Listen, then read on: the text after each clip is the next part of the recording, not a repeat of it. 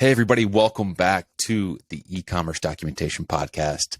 Today, we've got a very special guest in the software space who's going to be talking about some really cool stuff that you need to do regarding your Shopify or e-com store. It's Marc from Ecom Propeller. Marc, what's going on, man? Hey, man. How are you? Good. So, Marc, I love your Shopify apps. Tell us about what you're doing, your apps, and how you kind of got into all of this, because I think it's super interesting. Yeah, it's new for me, honestly. It's not something that I had ever really anticipated going into. I grew up in the e-commerce space, so I would say I've spent about the last close to 17 years or so in the e-commerce space, but primarily on the merchant side of things. So I was living in New York City. I worked for a large e-commerce brand called B&H Photo. I don't know if you know them. Did we talk about this ever before? No. But yeah, so I don't know if you know them. They're based out of New York. I led all of digital there for a bunch of years. Okay. So I had all the Facebook to Google, all the paid search, all that kind of stuff. We also did a lot in the affiliate marketing space. So we had a lot of dedicated team. We had a whole dedicated team that we built out that focused on building relationships with, this is sort of predates the whole influencer movement, because that kind of like Instagram, while I was there, Instagram got bought for $1 billion by Facebook. So we're going back 10, 15 early days. Yeah. Really, really early days. So there wasn't really this whole Instagram, nobody was able to understand why Facebook was paying $1 billion to buy Instagram. It was like, it was mind blowing back then. Yeah, it was just a picture. A photo app. It was literally just a photo app, and everybody was like, "What the hell?" And we appreciated the photo quality of it because we were all, in the photography space. B&H Photo is huge in the photography space. They've been there for many, many years. So we're talking affiliates. When I think of affiliates, I'm talking about hardcore bloggers, Apple Insider and Canon Rumors, Nikon Rumors, these, and some of them even way older than that, like the Digital Picture, who's been around for 25 years and has been doing this for God knows how long, in one form or another. And a lot of even older guys who only did print. And so my main career came from there. I spent the vast majority of my time there. I was blessed that they gave me an opportunity. I was very young, and they gave me this opportunity to have a management role really, really early on. And I think that it goes, if you knew enough about the company, you would know that kind of is their whole culture. They're very agile, and it's an interesting story. But the owners are Hasidic Jews, Orthodox Hasidic Jews in New York. They employ a lot of Hasidic Jews in New York. Which is very, very interesting because a lot of these guys have no pre-high school experience. Even me, I mentioned earlier, I was Jewish. And so I didn't grow up with internet access. I got internet access when I was 17 or 18 years old is when I started touching the internet. Prior to that, oh, wow. It's funny because it's funny to say that now, because you think of 17, I'm 33 today, and a lot of us didn't really grow up with the internet. If you're 33 today, when you were 12, it was dial-up at best, and computers were expensive. I remember. Yeah. So I don't know how old you are, but if you remember that, I'm in my 30s, but yeah. Oh, so what I'm talking about, when you got the AOL discs in the mail, and you got 300 minutes if you were lucky, and things like that. So I think so it's weird because I'm saying I didn't have access to internet until I was 18, but then again, it wasn't that big of a deal because a lot of us didn't. It wasn't, the internet kind of boomed out afterwards. But still, and so B&H is built like that. That whole company is built lots of Hasidic Jews, a lot of people who didn't have traditional English education or secular education, and the company gives them an opportunity. And it's fascinating to see, they're a $1 billion company, and that's how they operate. And so for me, I was very blessed that I got that opportunity, and it put us in a very interesting position where I got to learn lots of stuff in real world scenarios where you don't usually get that traditionally otherwise.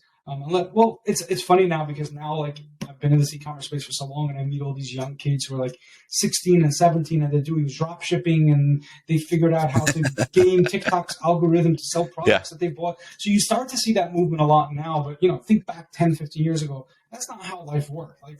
15-year-olds weren't, 15-year-olds were hanging out with girls in the parks and, smoking and doing stupid shit. Nobody was necessarily that driven in the same way. I mean, I don't want to go on a whole huge rant about like, you know, the old time and the new time. But it's just, you know, so for No me, smartphones. It was completely different. You're right. smartphones. I mean, my I dad can had a remember, beeper. My yeah, dad had like a the pre-cell beeper. phone. Like the We're best. aging ourselves here, man. But yeah, We really are, yeah. And I'm worried your listeners are going to get really bored, like thinking like, well, who the hell are these old, you know, people sitting here and talking about their old childhood? But like, I mean, what did we have? We had Tamagotchis. Like, remember the Tamagotchis? Those little tiny little devices. They had like 2 buttons, and you had to try to keep it yeah, alive, dude. and they all died. So anyway, We had to talk to each other. There wasn't all this technology. I mean, I remember like when texting came on. There was like instant messenger on AOL, and like that's how everybody chatted after school. But you know, then texting and cell phones, and it was crazy, man. But anyway, B&H. No, real quick, B&H Photo out of New York is huge. I think I even bought this microphone there. Like, okay.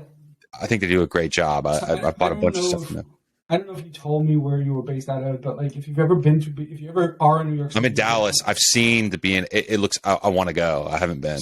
they have an entire mic room. So they have like 80 mics on display, and you can go into the room and you can tell them, I want to try this mic, and they'll plug it into their amps and everything inside that room. It's completely soundproof. And their store is like 20,000 something square feet or something. It's noisy.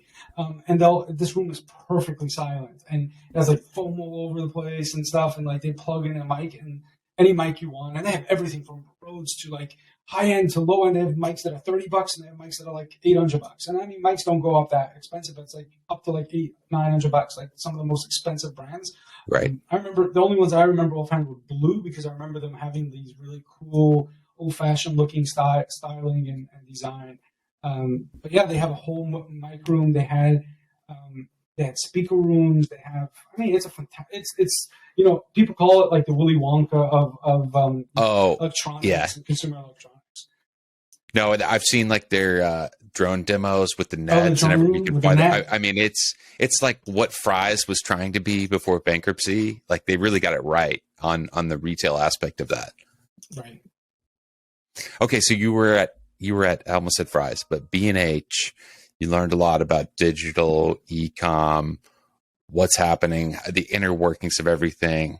And then how did you transition to what you're doing now with these Shopify apps that we'll get into a little more in depth, but how did you make that move? So I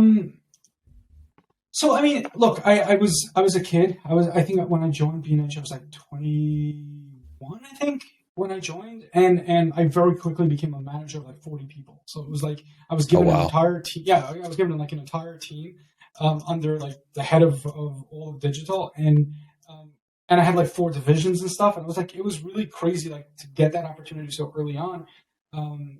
And what was really interesting, I think, was even it was at the end of the day, B&H was a structured company, right? So it was a 9-to-5 job. Like it was actually 9-to-6, but whatever. The point is, it was a very structured company where it wasn't like, so while I said like, they're very much growth oriented and that kind of stuff, but at the end of the day, it's also a very traditional company. So it's, you know, they have cubicles, and you come in 9 to 6, you leave, and you punch out at 6 o'clock, and your work basically ends.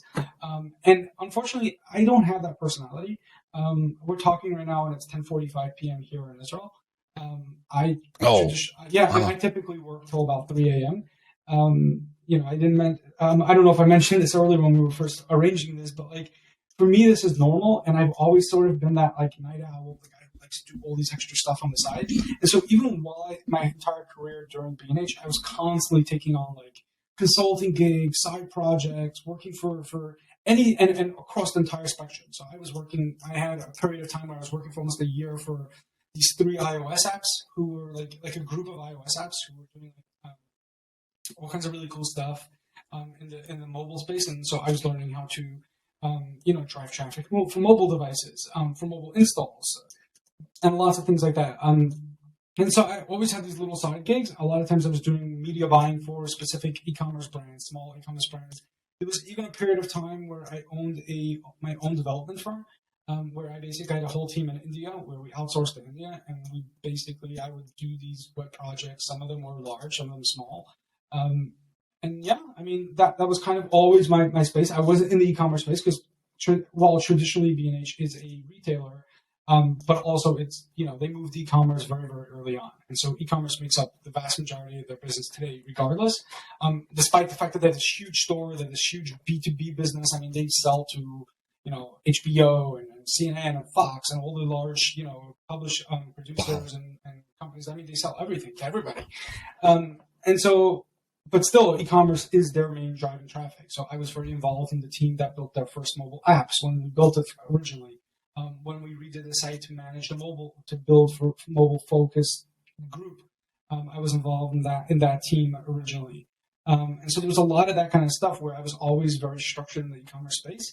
But I think, when I first got the full experience of being like on the Shopify side of things, because again, remember, like B&H is, when you're a $1 billion enterprise company, all their tech stack is built internally. They have 2 floors of developers. Like everything is like homegrown built stuff. Like they take little pieces out of different companies, Google Analytics and, Oracle and some other pieces of the pie. But like the vast majority of it is all cooked homegrown. It's not like the Shopify ecosystem where it's like, here's, an out of box nothing off something the and shelf. some apps. And, yeah. So there's none of that in that company.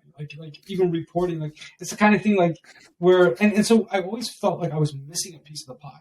Because working for a large company like that, you get a crazy experience, right? So you're getting experience selling, millions of dollars a day sometimes. And seeing crazy numbers, spending crazy numbers. Like I always talk about this one mistake I remember in my career that we made. So we had we were in charge of the Google search team. And so at any given time, we were harvesting like 20 million keywords from everywhere. Like we harvested keywords. Oh my gosh. On-site search from back then, Google wasn't encrypting all the keywords. You used to get the organic search. Organic search. Search I remember that. We had all of those coming in. We were pulling keywords from literally anywhere we could. So on-site search, any search that was had more than 4 hits, more than something else, got fed into a machine that got cleaned and trashed up, and then would end up in a search campaign for us.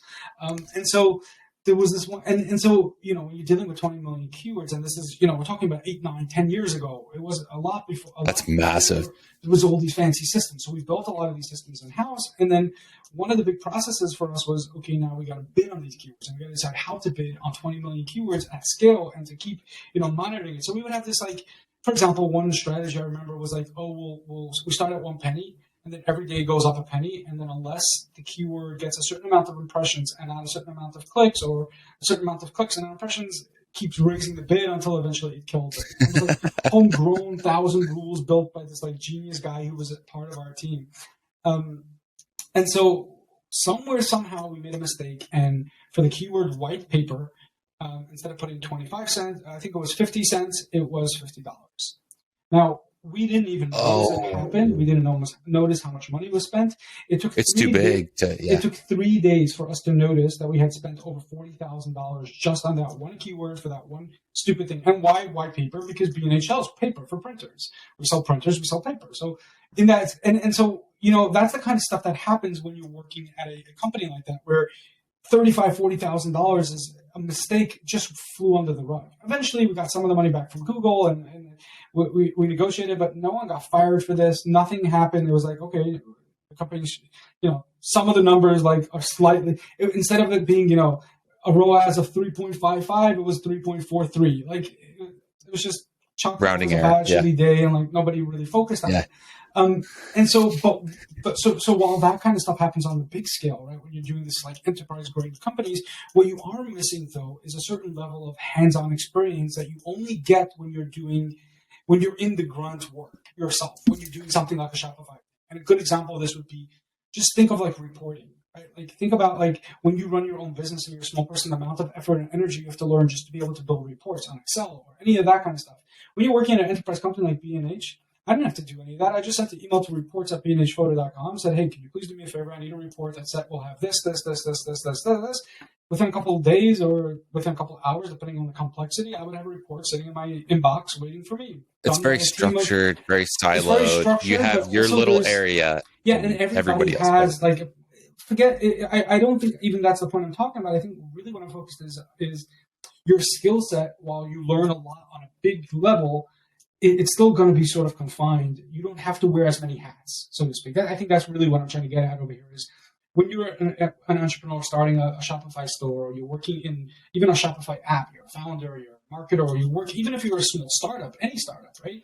You are going to end up wearing all kinds of hats that you won't have in a traditional enterprise level business. Enterprise level business has somebody whose job it is to do X, Y, and Z, right? You spill something, there's a cleaning crew who's going to come and clean that up, right? When you're in a startup with there's 4 employees and you spill your coffee all over the floor, there is nobody to dial 6, 7, 3 things and say, can you come please and clean that up for me? You're going to have to get down on your ass and sit there and wipe that thing off right off the floor. And I think, that I always felt I was missing, right? I always felt like I didn't have it. And I kept hitting this block and this wall every time I would take on one of these smaller clients. Because like I mentioned earlier, like I always had this passion to do like side gigs, whether it was helping apps, whether it was running little e-commerce brands or even building an e-commerce site. But like I would get the gigs because, hey, I'm this big shot guy from P&H. And then at this flip side, it's not the same business when you're dealing with small guys, with guys who only have, spending money, doing very well on Google Shopping. And I think I remember that awakening moment. It was for this eyeglasses brand that I was helping out. And we were trying to get Google Shopping to perform. And I remember then, like, we were spending $3, $4, $5 million a month on Google Shopping for B&H. And I was like, I thought I knew it all. But one thing you don't realize is B&H is a well-known brand. There is a lot of search and a lot of credibility that comes to a known brand. When you are a nobody and you decide to start bidding on Google Shopping, like you're not getting that same result as a large, massive company is getting because you just don't have that brand awareness. There's not that trust. There's none of that stuff. And so to make something like that succeed is a much bigger deal than being able to succeed something. And even if on small numbers, making $30,000 a month profitably spent come in from a brand new eyeglasses brand, even if you're selling designer wear, right? But in that case, they were selling designer wear, but still, like, it's a highly competitive space, and to accomplish something like that versus spending $3 million on Google Shopping at a company like B&H, it's not even the same category. Like it's way harder to do this when you're starting as a startup, smaller company trying to reach those early benchmarks than it is the other way around.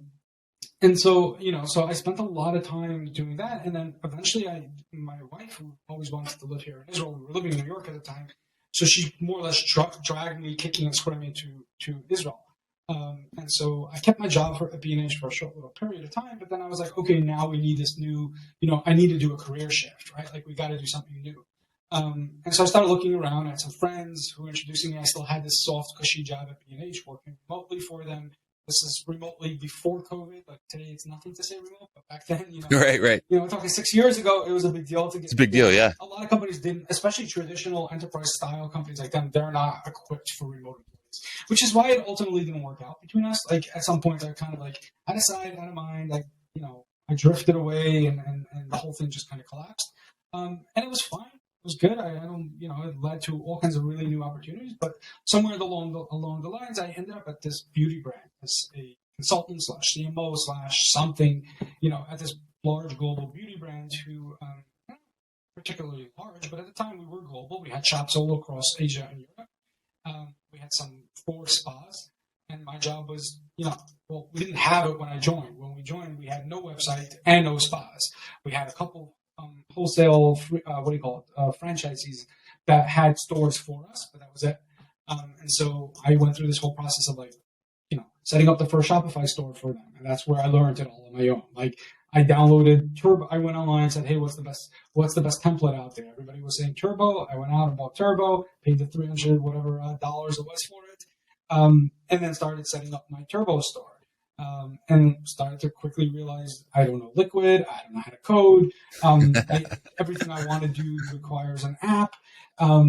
You finally install the app, it breaks everything else. This doesn't look nice. Yep. This stuff, it looks beautiful in the picture, but it doesn't look great here. And so that started this game of like trying to hack my way through this business and trying to figure out how to do it. And also put me in a new business where now I'm working with massive margins, good budgets, but a brutal business. I mean, the beauty... What, the app business? No, the skincare space. Oh, the skincare space. Okay. Yeah, so being in this beauty skincare space is a brutal business because you have to justify your very existence. It's very interesting because you always find these brands, right? And brands come in a few different types, right? You have branded products, right? Like companies selling t-shirts like Nike and all that stuff, right? They're known what they are, and you know exactly what the brand is, right? Even if when you're selling clothes, right? The biggest, any clothes, even if you're not Nike, right? The only concern customers are going to have is the quality going to be good? Is it going to have, does it have a good fit? And is the price reasonable for what it is that I'm trying to do, right? Those are the kind of the objections. When you're in the skincare space, it's not like, oh, hey, are they going to actually deliver it to me? Are they, is the price good? Right. Are they bullshitting me and telling me something that doesn't work at all? Just like the other 1,000 products that I've tried in my life before and they all failed me. Or is this really going to be the one time, the real new deal for me? And I think, that puts this tremendous cost in customer acquisition and education and convincing people to just try it. And if you don't like it, great, I'll refund you, but at least give it a shot and see what you think about it. And you kind of seen it happen, like lots of brands where they started to do these like subscriptions. That's when you started to see subscriptions start popping up, right? You would see it a lot in the beauty space. You'd see people like, I'm trying to remember who they were, just because I'm tired and the name is slipping me, but there was that men's brand who started to do that 90-day or 30-day free trial, 60 days worth of product. They sold you the 4 jars. I'm trying to remember the brand's name. I can't remember. I remember what I'm not familiar with it, but I have seen that kind of. I remember what they look like. They were green and little jars. I just can't remember the brand name. And they were like they were one of the pioneers in that space where they started to do this thing. Dollar Shave Club is another example of that. Yep. And so I'm spending all this time doing these Shopify stores. And then I eventually grew the Shopify store from 0 to roughly about $1 million a month in sales. It was growing tremendously. We had a whole team. And it was very interesting because even in that journey itself, you kind of learn all this new stuff, right? Because you start off doing tinkering everything yourself, right? Like every new entrepreneur, they're like, okay, no problem. I'm going to go Shopify. And then they're like, okay, download a theme, find a theme, start playing around with it. It takes you 20 hours just to get like your footing in the door and understand like what's going on. And then as time progresses, you start to learn more about everything. And I think what's interesting is like, even that has changed a lot today, where now you have all these like, you have Shopify experts, right? You have all these like services that opened up where like for a small fee, they will come in and fix X, Y, and Z.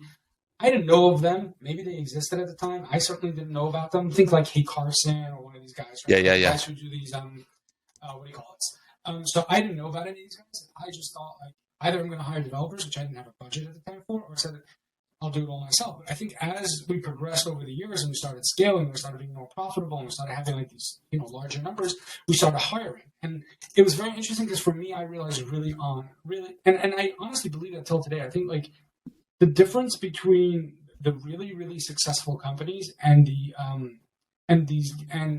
ones more struggling along the lines that are, this might be slightly controversial, but like the really, really smart companies, they start to bring stuff in-house as early as they can. Like they start to bring in their own developers, their own designers.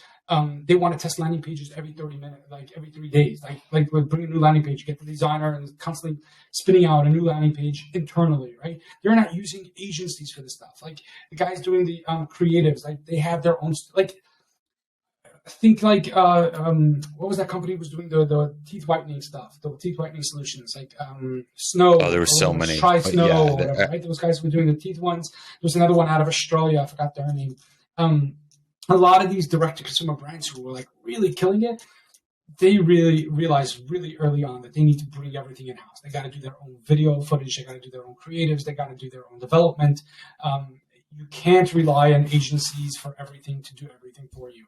And agencies probably won't love what I'm saying, right? Because agencies like traditionally, but again, that's my personal opinion. And so very quickly, I started to build that. I started to build a development team. I started to build creators. We had full-time designers. We started building landing pages, and we started to realize that there's a certain level of like, and the more, by the way, the more you do that kind of stuff, the less you are reliant on certain apps. Like all those design apps that we had used the first couple of years, they all disappeared. Like all of a sudden we had no more landing page, page builders. We weren't using any of it. Right. One-click upsell, it made no sense for me. I would just have my team build me that would do whatever it is that we needed to do. And a lot of that kind of stuff started to fall away from us as we started to scale and realize that, hey, we have the capabilities to just build this stuff.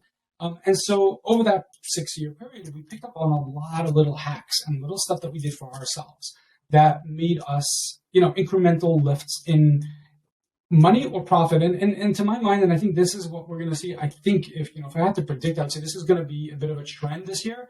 We're going to see a lot of companies sort of, tying their purse strings, focusing on two things. How do we increase our sales, or how do we increase our profits, right? Like our margins. What costs can we reduce, and how are we going to be able to? Because I think costs are going up. Everybody's a bit nervous. Sales are down. Like there's no way. I mean, people are hurting. I speak to merchants every single day. There are many merchants out there that are just barely hanging on and hoping and they're panicking. It's a disaster for ecom. I mean, it's a bloodbath. Yes. But you know what? You remember? It's funny because I remember when I was at this beauty brand store when COVID hit, right? And keep in mind, like we had 4 spas and we were booming. Like we had this huge monumental growth.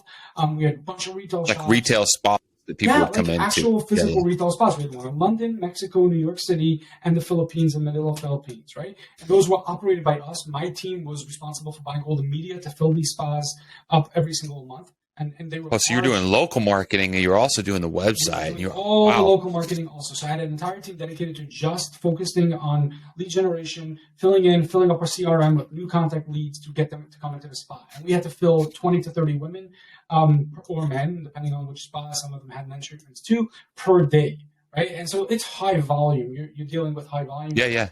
And all of a sudden, COVID happens. And everybody's like, okay, well, the spas are obviously going to be closed down. So here is like 60% or 80% of your business is just gone overnight, right? And it's like, what are we going to do?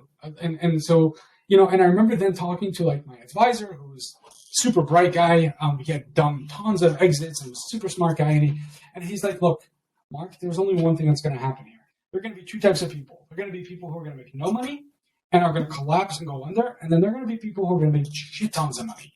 Because they're going to figure out how to leverage and capitalize this. Now, fortunately, e-commerce blew up, and everybody just was making money. I think it was a combination of what the fuck, we're all going to die anyways. Might as well go crazy and spend money. And I think a lot of that existed. I think there was also a lot of free cash floating around. Right? People stimulus checks help. Yep. A lot of them were furloughed, working from home part-time, but still had 3 jobs that they all of a sudden were doing part-time. There was a lot of that kind of, shenanigans going on. And I think people, but there was definitely an attitude of like, fuck it, whatever. We're all going to die. Let's just go spend money. Like, as if it doesn't matter. I know I behave that way. Like I was spending. Oh, for sure. Thousands of dollars that I wouldn't have otherwise have spent just because you're stuck at home, want some new stuff. Yeah. Whatever. I want to eat out. I want some deliveries in. Yeah. I don't want to cook every single day. I want new gadgets, new toys. I want a new couch. Let's do some construction. Like all that kind of bullshit was just happening. And I was like, we don't know when we're going to die, so we might as well live now and enjoy it. Like, wow, savings accounts. Who cares about the savings accounts, right? And I think a lot of that kind of stuff. Also, we weren't spending on travel, right? We weren't going out. We weren't, a lot of that kind of stuff was gone. Yeah. So a lot of that extra budget was around. And I think people, and unfortunately for all of us, COVID lasted a little bit too long. I think we all got a little bit comfortable with that. We all thought that was the norm, and it was going to stay like that. And obviously, it wasn't. It ended up with Shopify firing, a third of their staff or something, 20% of their staff. And I think we're going to see a lot more of that stuff coming soon. Yep. And so I think for me anyway, this e-commerce business was doing great.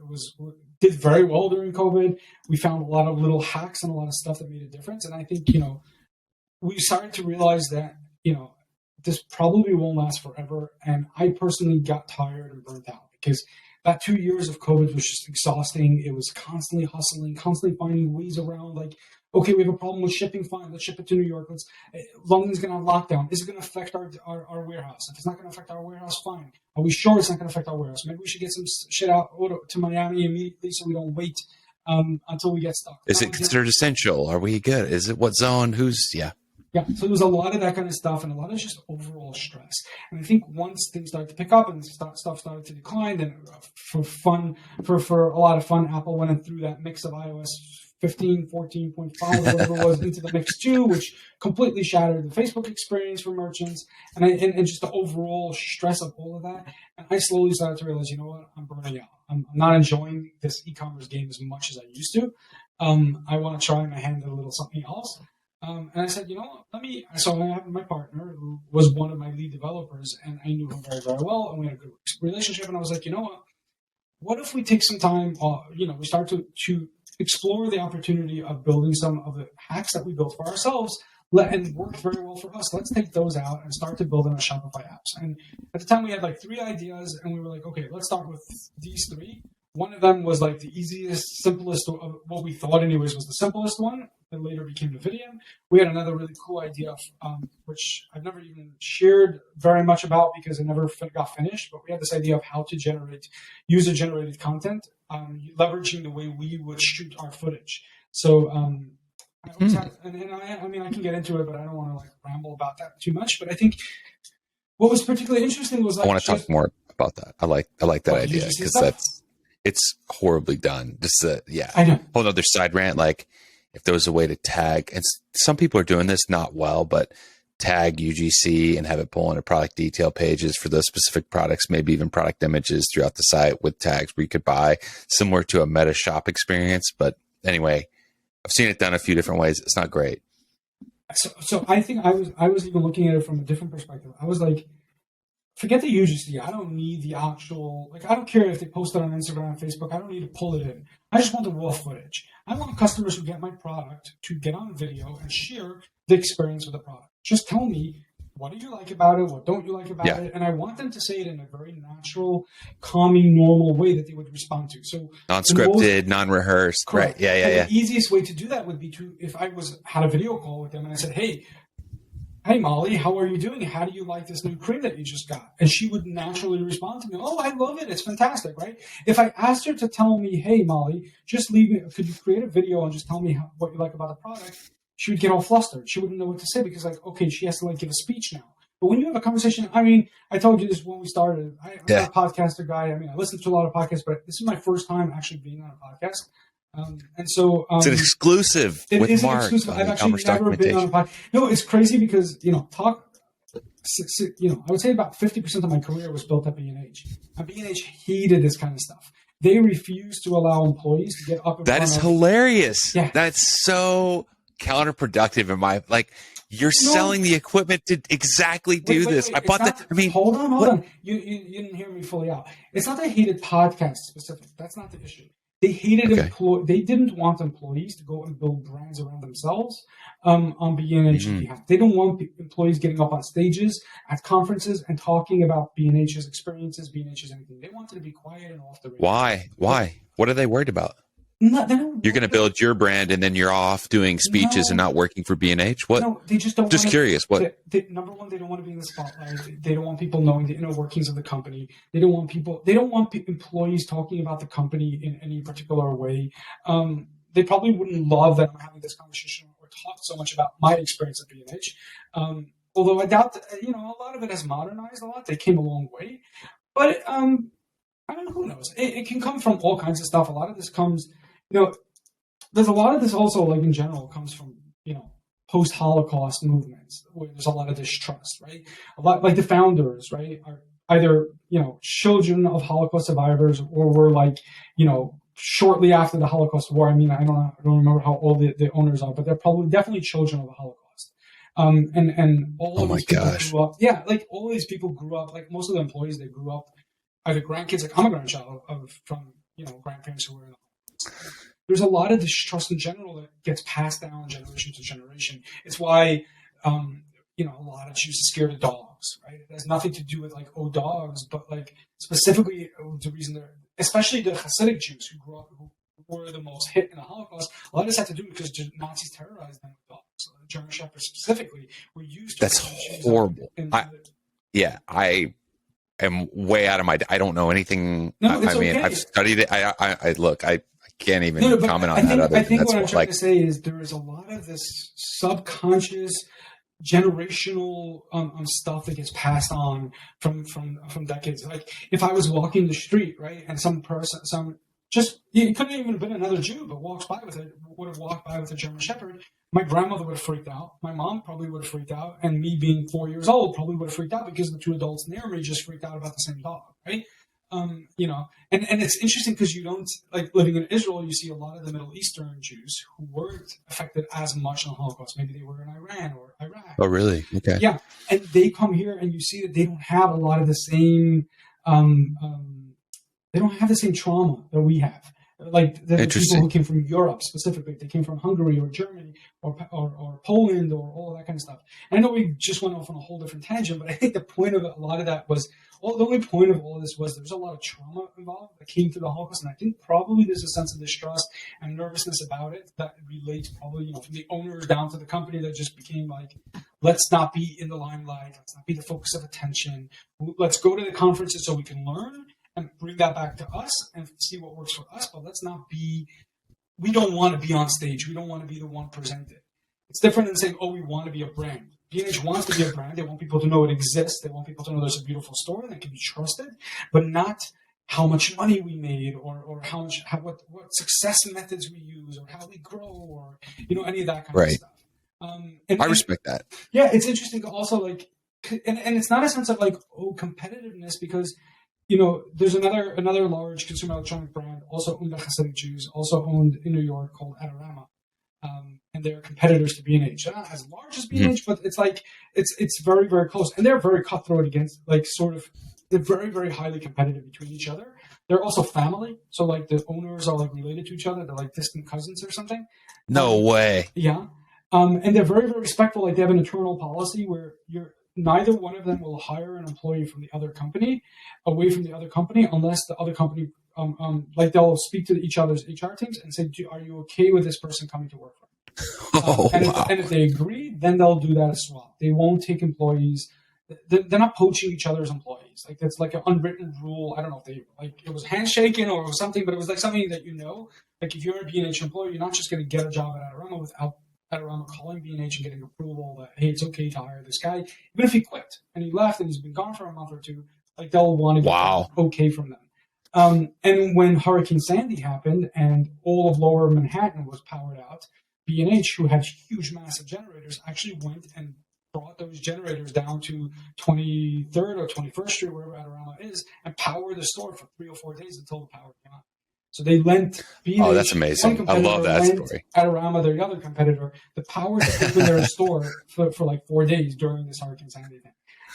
So it's not like it was a competitive thing. But anyway. That's an interesting dynamic. Fascinating. Yeah.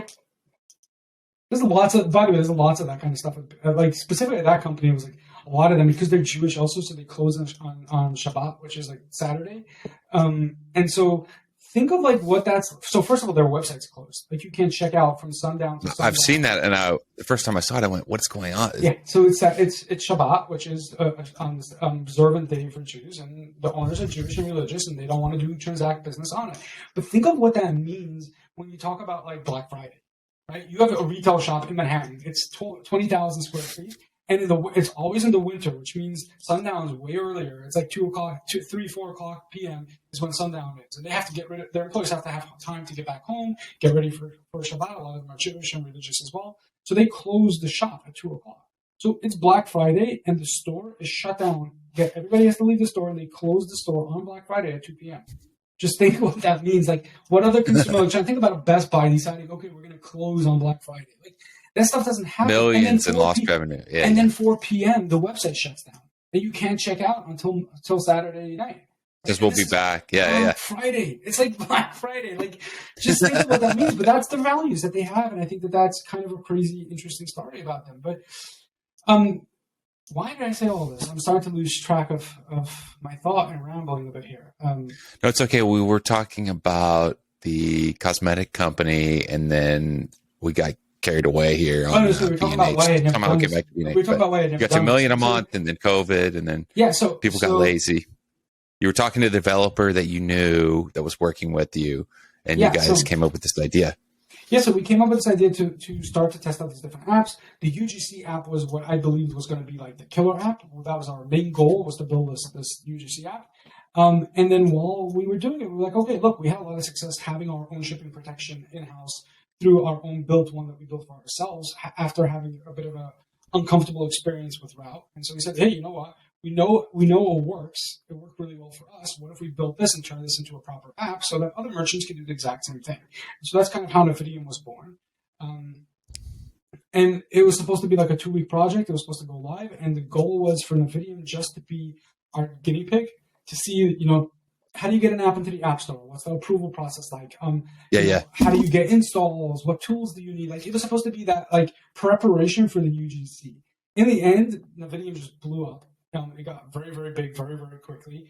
And the UGC never got completed because it was like, we're just busy doing this. And then it just like kind of fell to the wayside. Now, maybe one day I'll build it. I don't know. But for the moment, anyways, I would just left it on the side. It's like half built. There's a website, even you can see it. If you go to powerugc.com, you would see like the outline. And I think we even have a video or something there. There's a lot of like lorem ipsum text because we never actually finished the landing page. This is awesome. But I'm on it right now. Okay. powerugc.com. And I don't even think we never really finished it. Can I jump in on this real quick, Mark? Yeah, sure. So this has been a big function that a lot of these review apps have tried to do. And I've been playing around with this for probably 6 months to a year, where people, there's a lot of like tricks and optimizations inside of sending a review. So when you're sending a review request to a customer, right, the first thing you want to do is you want to make sure that, number one, they've received the product already. Because if you send a review request and they haven't got it yet, they can't review it. Number two is they've had time to actually review it. So depending on the product, a bicycle is different than, I don't know, gum. If I get gum, I'm going to eat it. I'm going to try it. You could do it maybe a day after, maybe same day. Just depends. But a bike, they ride it for a week or two, right? So you got to time that review request. But then even inside of that, getting way further into it, there's some email review providers that when they send out the email for the review request, ties in the product, gives different star ratings, etc. But in email app, like if an embedded form in an email where they can literally click the stars, write it, and then just click submit, has a far higher conversion rate than, hey, click here to review and go to the site and then do it on the site. If you have it exactly in the email, I've tested this. It's almost double in what I've seen of the number of people that receive it and will actually submit that. And then that ties into your schema and everything else for product pages. But even inside of that, there are apps that are incentivizing, don't just leave a review, upload a photo and upload a video, and we'll give you more points. There could be a certain reward for doing this, a point system, a free product, a gift card, etc. I have not seen that actually work. So that is exactly why Power UGC seems like a great app, because if you turn this on and you ask people for videos, you're right. They get scared. They go, oh my gosh, I have to be on camera and what do I say and how will this all work? But something like this that simplifies it and makes it a lot easier with the software, I think is. Yeah. So our goal was, our goal with Power UGC, and we're so far off a tangent because it's not like we built a large part of it, but I think the goal here wasn't, and maybe someone's going to hear it and just go rip off the idea, and that's perfectly fine. I mean, if I ever decide to complete it, maybe we will. Like if I just get bored and we decide we want to finish it. But we wanted to fix 3 main problems that we had identified and we fixed, somehow patched up internally. Problem 1 was getting the personalized content from someone, right? Being able to segment out which reviews, what products you're sending to when, having different waiting periods for different products, right? So based on tags, based on collections. But in other words, being able to organize that in a way where you're basically creating custom campaigns on down to the product level, collection level, site level, whatever it is that you feel you want to do, to a tag level, whatever it is that you want to do, right? And then at the same point, so that was part 1. Part 2 was being able to personalize the request from the customer in a way that will give you the highest quality review. If you just say, hey, upload a video talking about the product, you're going to get pretty crappy videos. If you ask them, say, upload a video answering one of these 3 questions. How does this product compare to other products that you maybe used in the past? How does this product, what was your first reaction when you saw the box and the feeling of it? Do you think this is a product that you would want more people to use, and your friends and family or anybody like that, right? Now the person looks at those 3 questions and they start recording and they have a guide and they know exactly what they need to answer, and they will give you a natural response. And I know this because when we used to shoot fake UGC videos, I would bring in models and we would sit down in our studio, we would put down people, and one of the things originally when we started, we would give them scripts to read. and they would read it and they sounded scripted, they sounded awful. Then we came up with the concept of saying, I'm going to go down to the photo shoot myself. I know what my Facebook ads need to be showing, and I'm going to start asking them random questions while they're on camera. I'm going to walk around the room while my videographer just moves around and gives very, very natural responses. And so I would start asking them questions like, hey, just tell them, Molly, tell me what the box feels like. Like, does it feel like a premium product? And she would look at the camera and look back at me at the camera and be like, yeah, it actually does feel like a really, like a very premium product. You can see the box feels sturdy, it's heavy, it looks nice. And she would just give her own natural response to it. And when I looked, and then in post, when we chopped it out, our videos would just have a natural human being saying, yes, it feels really sturdy. I didn't need a question in advance. We cut those questions out. Those questions don't have to be part of the ad. And so And so when I thought about Power UGC wasn't built to display necessarily the video footage. It was there to source content from your existing customers so that you can use those in ads, right? So you can chop those tiny little bits out and get decent enough raw footage and raw material to then be used in Facebook ads. So that was part 2. And so segmentation, that was part 2, was getting the quality of it. And part 3 was managing that process. Because if you've ever asked a customer, hey, can you answer I can send them an email, right? And I can say, hey, just answer one of those 3 questions, right? Now I've done it for clients. It's like we didn't do it that clear. It was a disaster. The quality was terrible. The responses were all over the place. It was not usable. It was a waste of time. Ask specific questions. That's correct. That's correct. But what I'm saying is you could still set up a Klaviyo campaign for this segment and say, hey, ask these 3 questions, okay? And in theory, the truth is, by the way, like in general, right? I get this asked a lot. Like we get this a lot with Navidium. People are like, wait, so why didn't I just do this myself? Why didn't I just add a product or whatever? I'm like, First of all, sure, go ahead and do it. Like I'm not going to object to you doing it as long as, in my personal opinion, as long as you're not using Route, I'm happy if you go ahead and you build it yourself. But there's a lot of benefits to not having to deal with the extra work. So I think, in general, if you look at the app space in Shopify, I think that question can be asked about everything and it can be answered pretty much the exact same way for everybody. Why does this app exist? I can just do it myself. 100%. You can get a developer to do it for yourself. It exists because 90% of people don't have the time, patience, or energy, or the developers to do it. And so by plugging in, you save yourself a lot of time. And so I would say the same thing kind of over here. Yes, you could have went and built your own Klaviyo flows and say, ask, these products, I'm going to ask these 3 questions and create a template for it, and you send that out like that. But then you would come to problem 3. Problem 3 was, how do you deal with collecting that footage, managing that footage, and getting it? If you've ever asked a customer to get a footage, they're like, first they try to attach it to the email. It doesn't go, obviously. The footage is too big. Then they're like, okay, I'm going to upload it to Google. No, I'm going to upload it to Google Drive. Great. Now you get a Google Drive link. You click on it. You don't have permission. She didn't give you permission. So you have to email her back and be like, can you unlock the video, please? I can get back. And sometimes it's like 24, 48 hour difference till she answers it. By the time you finally get the footage, you're like frustrated, pissed off, annoyed, all of that stuff. So I wanted to solve that too. I wanted to make it super easy for us to be able to collect that footage. And so when we built it in a way where like there was a landing page that you would send directly to them. They would go there. It would ask like step 1, ask the question. Then after they finish this, it would be, okay, finally we say upload the footage now that you just created. And it would upload it to our server. Is brilliant. And it would come into the back end of the app and you would be able to look at the video. And I guess the fourth part to this is to give the option to incentivize it, right? What is the reward for somebody who actually takes the time to bother doing a video? And I wanted to sort of automate. Originally wanted to just do gift cards, but gift card API is only available for Plus Store. So I was like, okay, so we'll do both. Either you can do a gift card or you can do a discount page driven system. Anyway, that was Power UGC. That was what was supposed to be built. But we decided, let's get Navidium out the door first. And then Navidium just blew up. It just became a thing. And so for your viewers who don't know what Navidium is, Navidium is sort of like, a lot of merchants, now I'm trying to say this also because I got to be very, very careful because I have issues with one of our competitors. I got to be careful how I phrase this because I don't want, this will eventually come back to bite, will probably bite me back in the ass one day.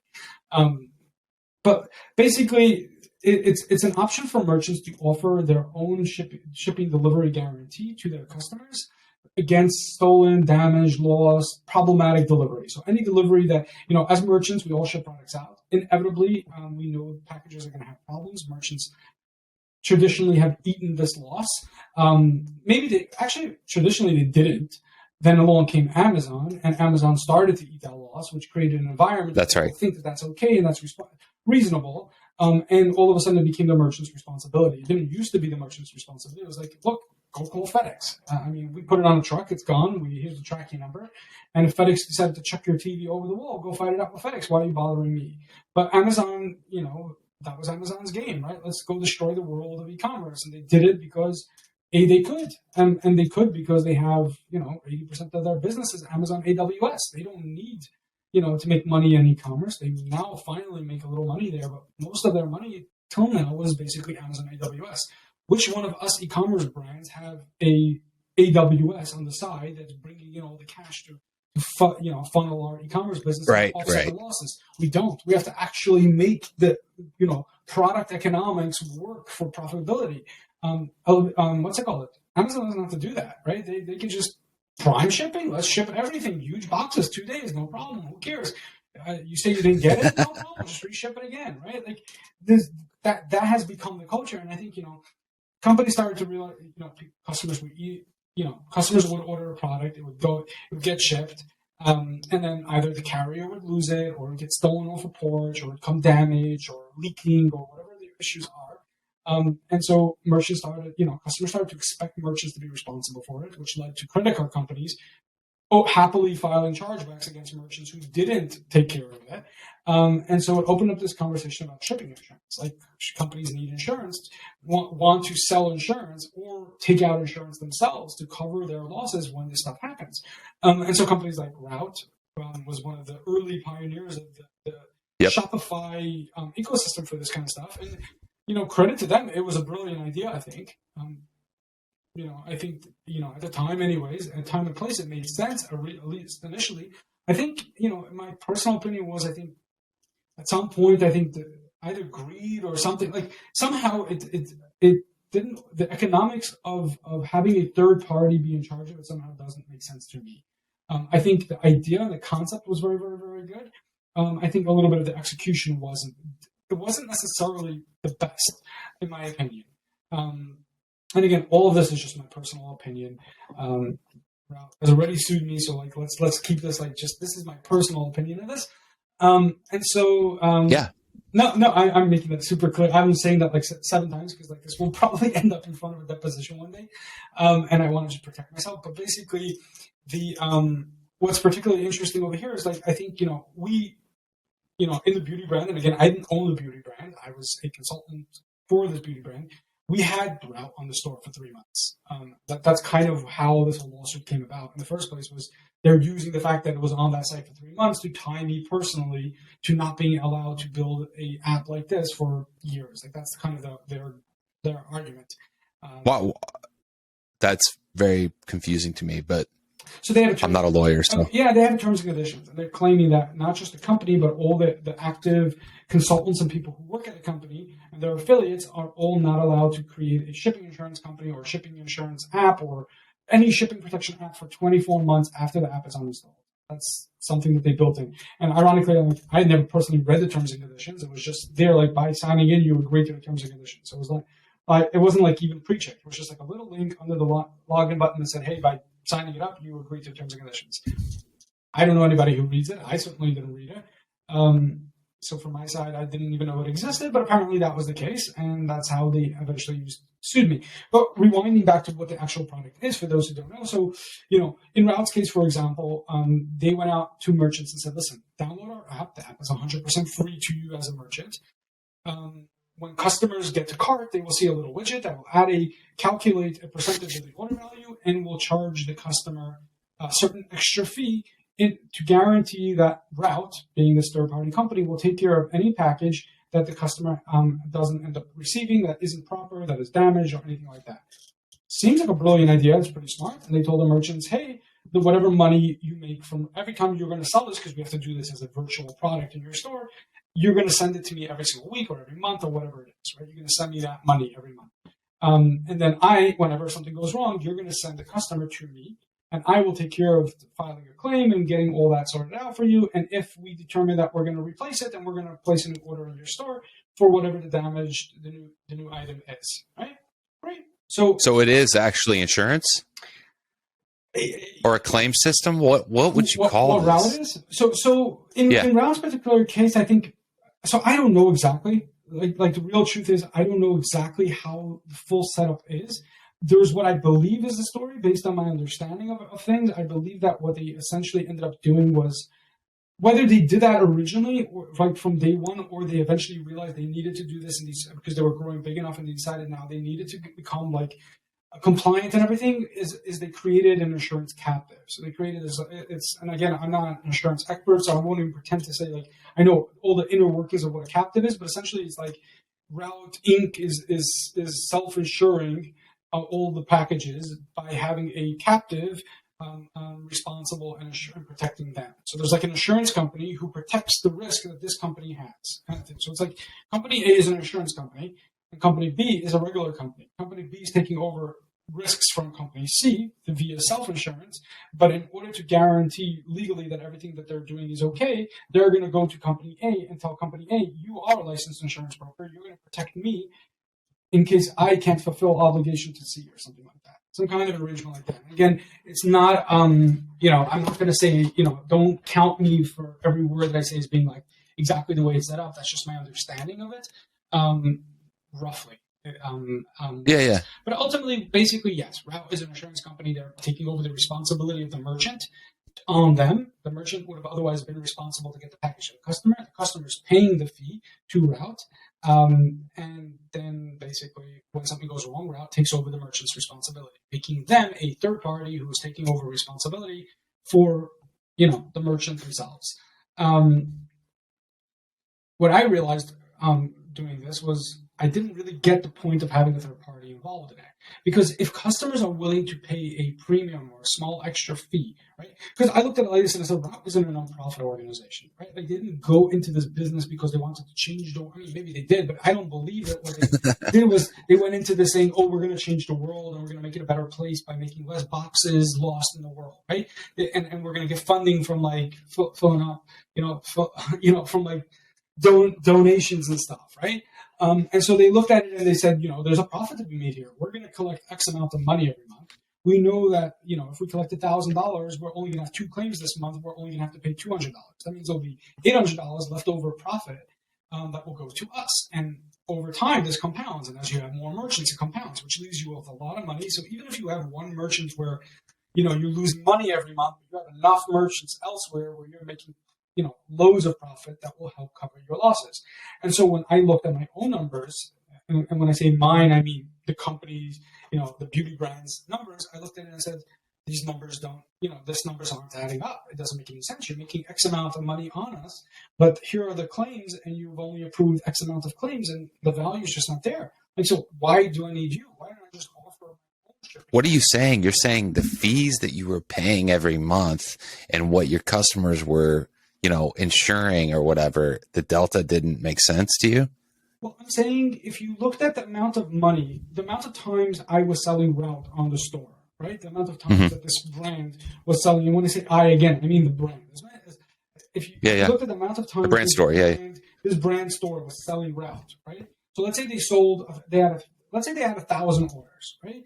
And every order is $1, right? $1 is the Route insurance for each order. Customers are paying $1. 800 orders out of 1,000, 80% of them opted in for this insurance, right? Sure. So that means there is now $800. There's $800 Yep. sitting in the pie out of 1,000. Okay. Now assume this $800 needs to be passed on to Route. Route wants that $800, right? That money is going to go to Route to cover whatever losses come up, right? So it's held in like a reserve fund, kind of a bucket.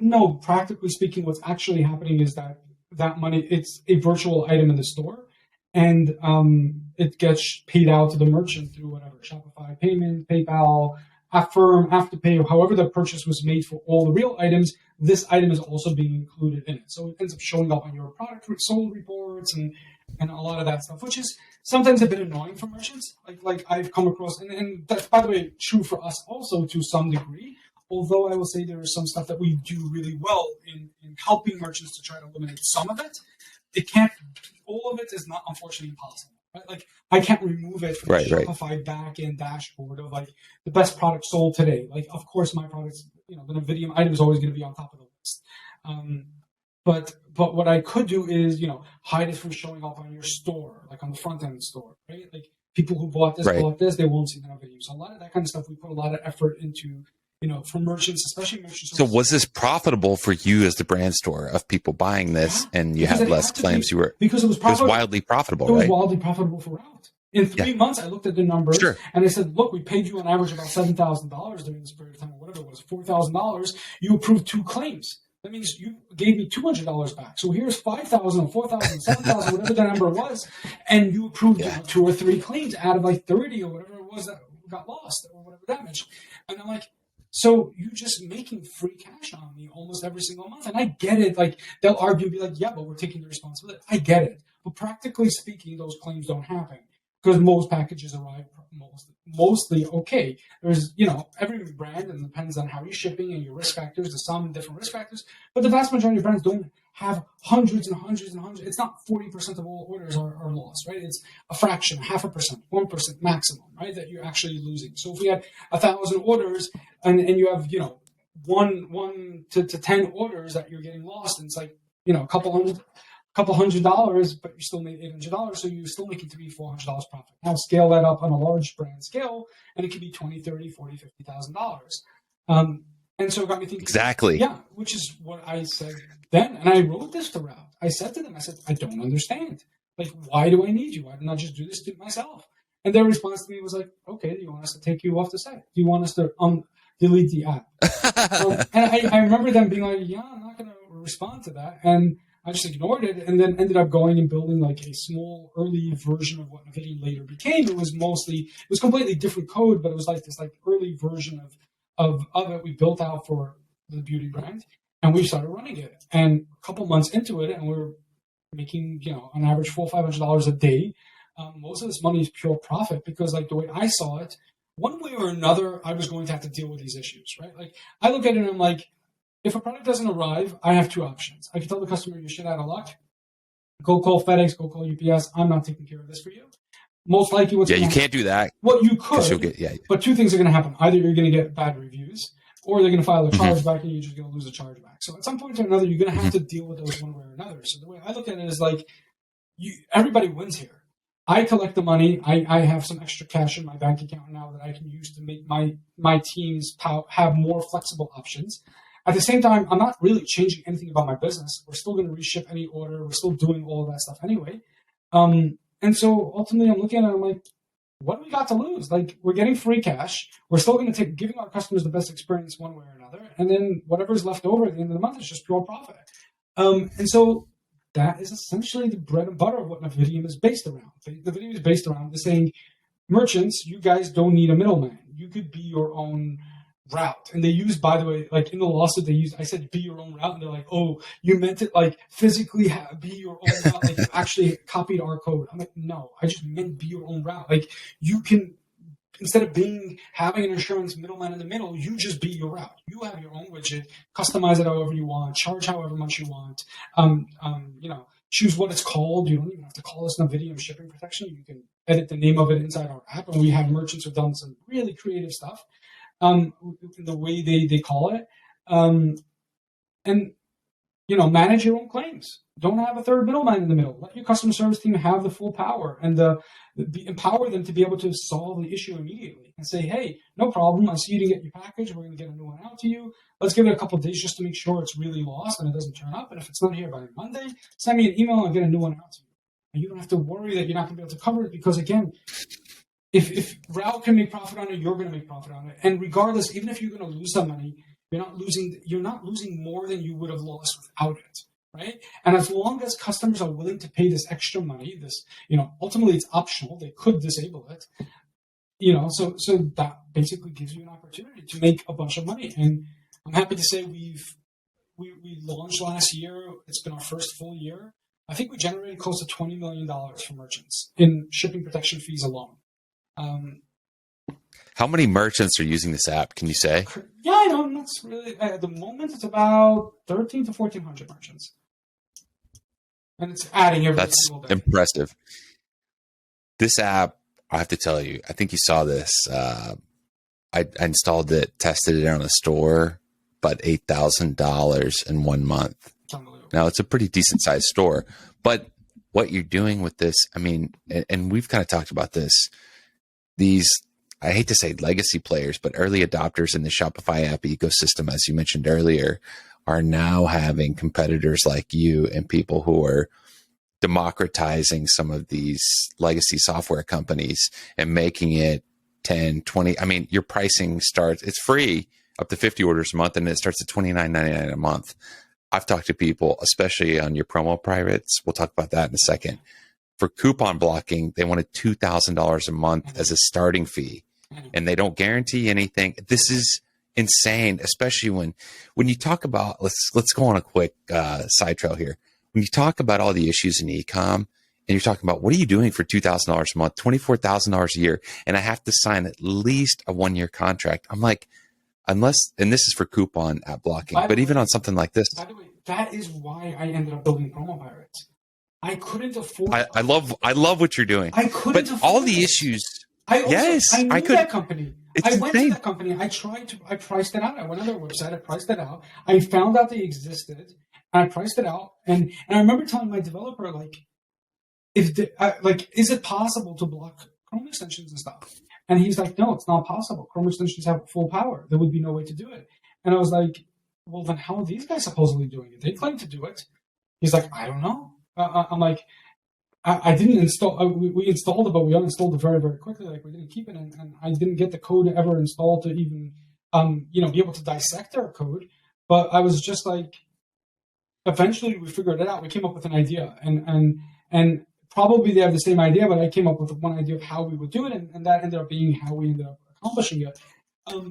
But what's particularly interesting about here was my motivation with Navidium was personal experience, having a negative experience with Route. It's funny, in the lawsuit with Route, one of the other things they've mentioned in the lawsuit, like in the court documents, and by the way, everything I say is public knowledge. Like, you can just search my name versus Route, and there's a website called Pacer. They track all the court documents, and everything's public knowledge, like in public record. I mean, I'm in federal court in Utah being sued for $11 million. So it's not like this is a secret anywhere. And I haven't been very, very vocal publicly with my face about it as much as I've been a little bit on Twitter and a little bit on Facebook. But this is probably the closest vocally I've been about this.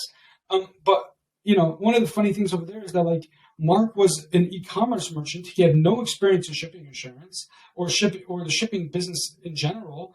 And he gained that from our experience and then turned around and went and competed with us. And I don't think that's quite what that's happened. Laughable. Come on. I'm just saying that's not exactly what happened here. What happened is you came to me, told me you have a good product. I tried your product, had a bad experience, said, wait, this experience makes no sense. What if I could make my experience be good and change the experience? Had a good experience and realized that if I had a good experience, others might also have a good experience. And I built a different business model and a different product based on my experience that way. And now you didn't copy Route. This is, no, exactly. I mean, were you of some inspiration? Sure. Yahoo, Google's inspiration to build a search engine came from Yahoo and came from AOL. Right? That's right. They said, the search engines out there today all suck. And Alexa search or whatever it was, Alexis. Oh God, my she's about to go off now. My speaker. But what I'm saying is, like, all these the older search engines, they all suck, right?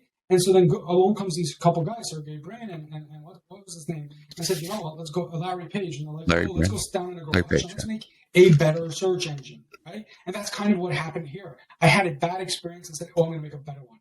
You made it better. It's not, you didn't, it's not a copycat. It's not. I made it different. I made it for me. And it's funny because I don't know where that lawsuit would go. I mean, obviously they have a hell of a lot more money than I do. They're very invested in trying to stifle us and stuff. As of yesterday, officially, I just saw they're at. Oh, go ahead. I'm sorry. No, what were you going to say? If you Google them, they just hit a 1.25 billion valuation and just raised another $200 million. When?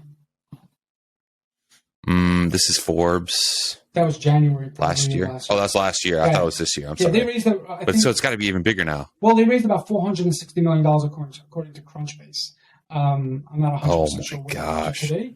I've heard rumors that they're trying to raise again. I'm not sure if it's true or not. But at the end of the day, I think,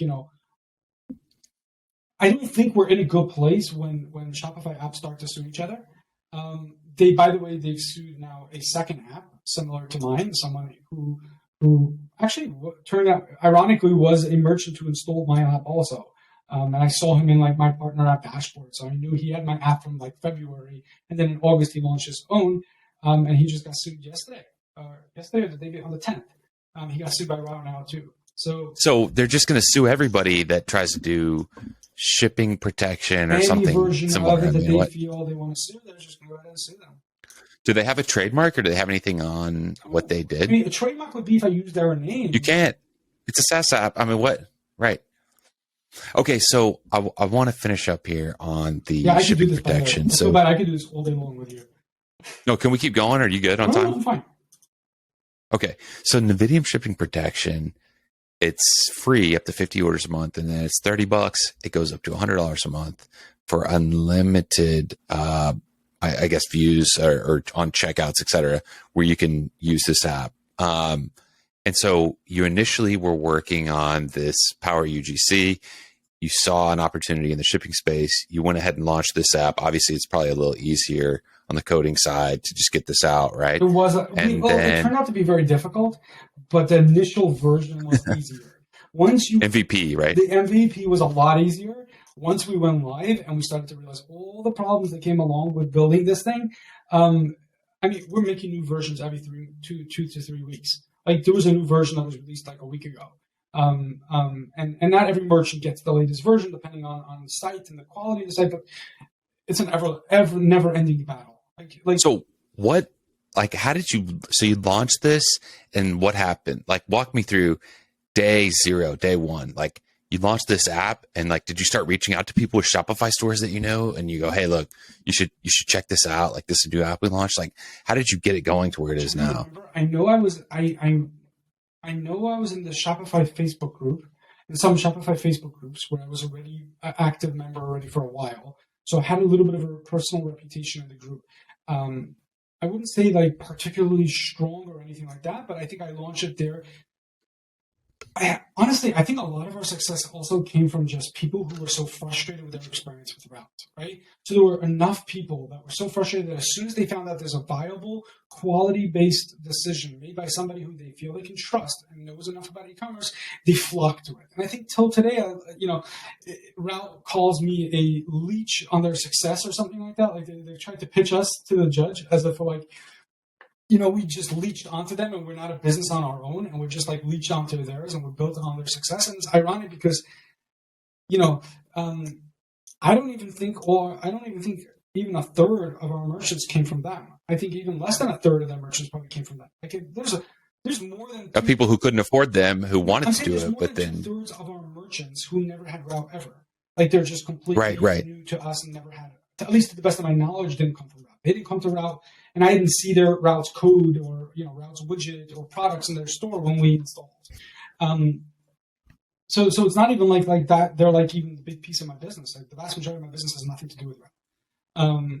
But I think that but what's particularly interesting, even there, by the way, when we talk about the pricing, I got asked this a couple days ago by a VC who we were talking about because we're considering potentially raising money. And so I talked to this VC and she was like, $99 is too cheap. Have you tested charging more money? And I was like, I don't want to.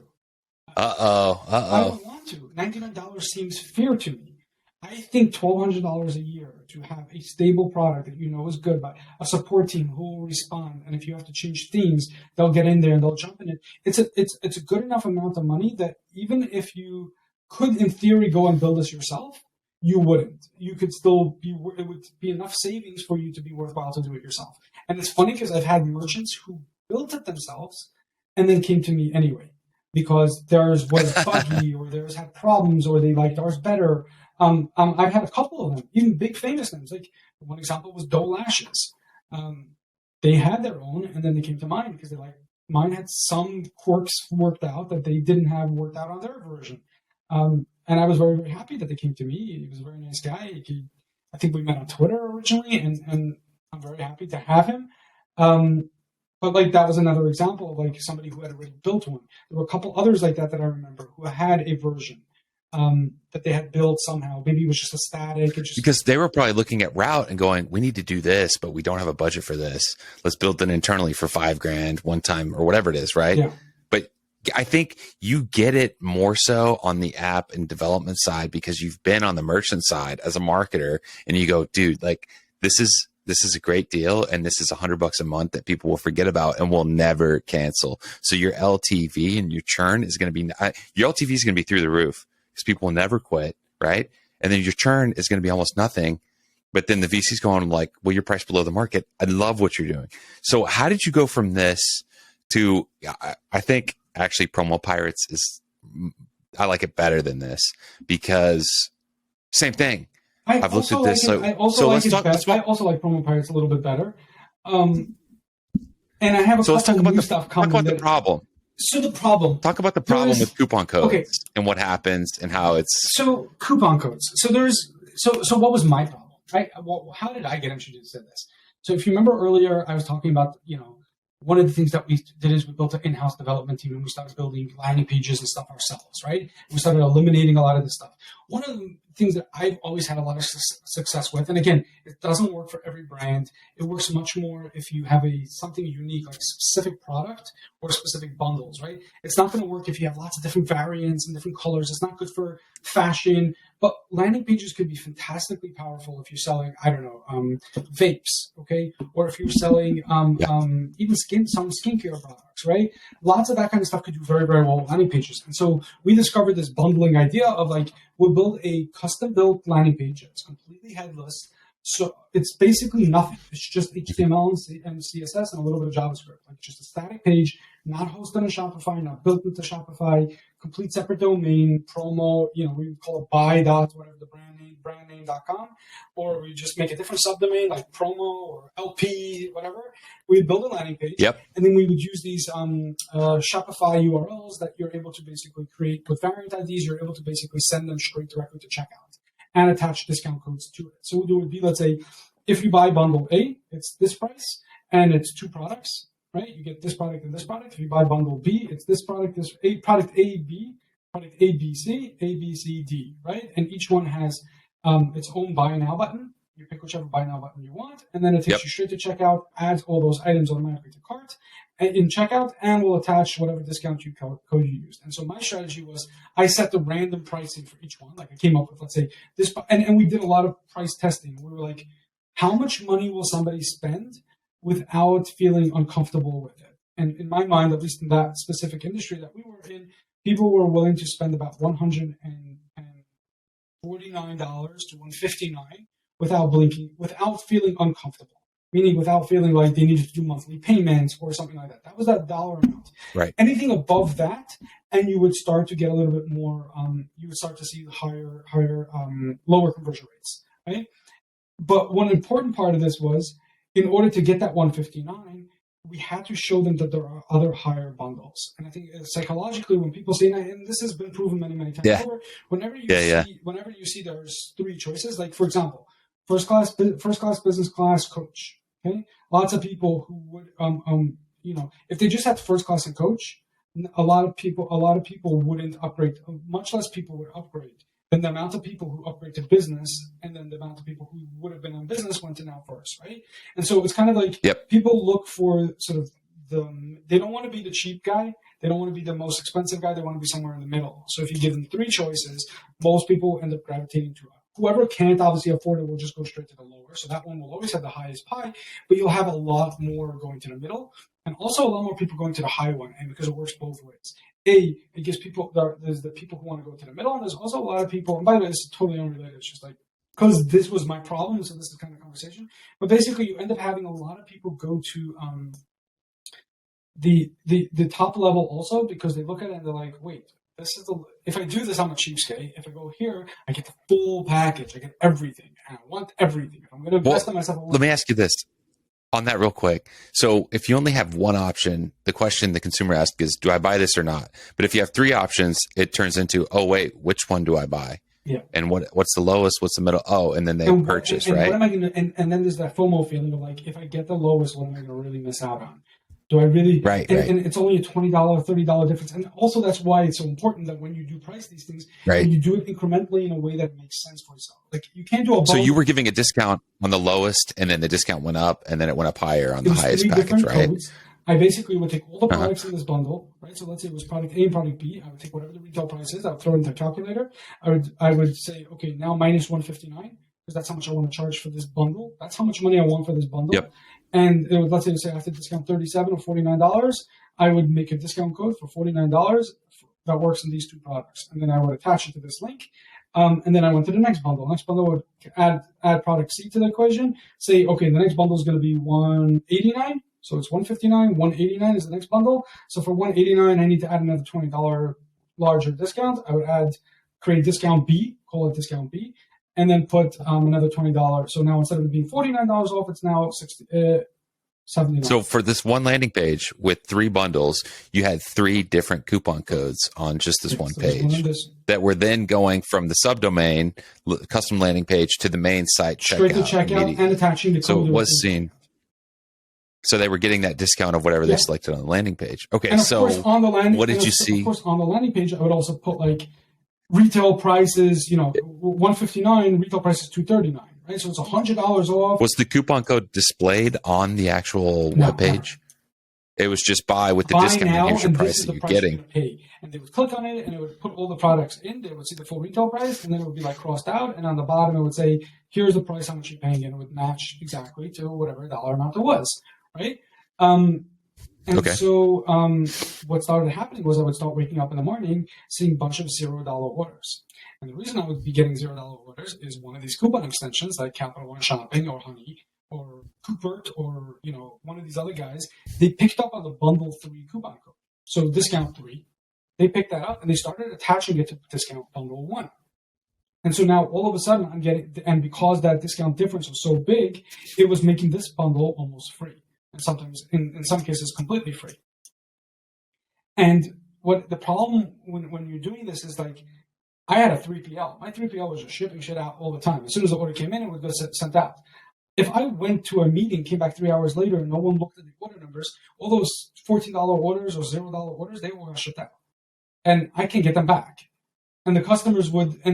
You'd notice it on like a weekly report, and you go, "Why are discounts higher this week? What happened?" I wasn't looking at discount reports. You'd go, "What?" I just look like it says 159, 159, 159. All of a sudden, there's 0, 0, 0, 39, 29, 29. So let me take a step back. Me and you know what we're talking about. So what's happening is when you check on our browser, even on a cell phone, Honey or Capital One Shopping will automatically grab that discount code and put it in a database for anybody who's using that extension on the web. So you're saying the highest tier discount, where they should have been paying a couple $100 and it was $50 off, was being indexed in Honey or Capital One Shopping. And then if somebody made a $50 order, it would take $50 off. So it was essentially a free product that's just going out and going out and going out. So you had a problem with the coupon codes being used illegitimately, essentially. And so in the beginning, losing you money. This is crazy. And sometimes they would tell their friends, and so there would be a bunch of them. And and if I cancel them, I'd get emails. Why did you just cancel? And then they would just keep doing it over and over again. I had to constantly different emails, different email addresses, different all of it, and it was it was a nightmare. And so then So what'd you do? So right in the beginning, I started just swapping out the codes every month. So I would cancel the other code and put a new code into the landing page, which is annoying because you got to go to the developer and say, "Hey, change all these URLs, republish the site again, republish the landing page again." Some of it is cached. Some of these links URLs were in emails. Some of them were in pop-ups. I like personally Opt-in Monster, just because it's an old-fashioned tool that I used many, many years ago that I bought in AppSumo. And so I still got stuck to it. It's just Uno. It's one of these leave the site. Privy, whatever. Privy and whatever. So Opt-in Monster is just the one I go because, again, like I said, I've been using it for many years. That's good, yeah. So I would have these I created almost my own ClickFunnels, where it was as soon as you click buy now, right. do you want to a pop-up would come up and be like, "Hey, do you want to add 5 I more love dollars, this. right? I love this. Like, Yeah. make it a full bundle, like, for extra $10. I had a couple more of those hacks. I would have another one as soon as the order was placed. I would send an SMS and be like, "Here's a link. Go to this link, and any of these all these products that you see for whatever prices they are, pick any 2 of them for $40, and it'll instantly be discounts for $40, but only for the next 3 hours until we ship your product. Once your product gets..." I have a couple more questions for you about that, and I want to come back to that in a second. So what did you do on this coupon thing? You had a workaround where you would change out the codes, right? But it would still get out there because this is so automated with Honey, and it's really a mess, especially when you get into affiliate programs with people getting 15% off influencer codes on that code, but then they get 15%, so you're losing 30%, and then it's getting out there. And if you're attributing that coupon code to a certain affiliate, and it's out there in Honey and Capital One and all these other ones, then they're getting credit for sales that they didn't actually drive. So from an attribution perspective, it's wrong. It's completely wrong. And you're losing margin while this is happening. And then you got to pay them. You could be losing 15 to 30, 40%, or be shipping out free orders. And then the apps and the ecosystem to block this type of stuff in the browser at checkout are very expensive. Yeah. And that's what I noticed. And that's how we got kind of connected. I'm sorry? Sparse, yes. There's only a couple. That's right. So tell us about that. What did you notice? So we had this, right? And so this was my main problem. And I went to this company. There was another company. I don't know if we should name them here or not. But we're not going to. If you do, you can do it. I'm not naming them. Anyway, I'm not. Yeah, so we're not going to name them. But anyway, I went there. I was referred to them by someone. I don't remember who it was. I found them. I found their website, went on there, and they had like this thing that tells you how much, so I think it was a list of pricing. Like if you do X amount of orders, then it's X amount. I was like, I can't afford this. Like, it was usage based. Like last I saw, yes. On how many orders you have in your store, right? And I was like, we do pretty decent volume. This is going to cost me $800-900 a month for me. We weren't huge, but for whatever level we were, that was going to be too much. And I was like, it's a problem. I could solve it by constantly changing the discount codes. While annoying as it is, do I want to spend $800 a month for this or not? And I came to the conclusion that I didn't want to do that. I just didn't feel like it was a fair amount of money to charge. I was like, this just feels too much. Like, this should be available much, much cheaper. Now, one thing to understand about this, you need to to block the auto injection portion anyways, you kind of got to be on Shopify Plus, because you got to modify, because you can't edit the checkout right. And edit the discount box unless you're there. So that's another big problem of this, and which is probably one of the reasons why they went so aggressively on pricing, thinking like anybody.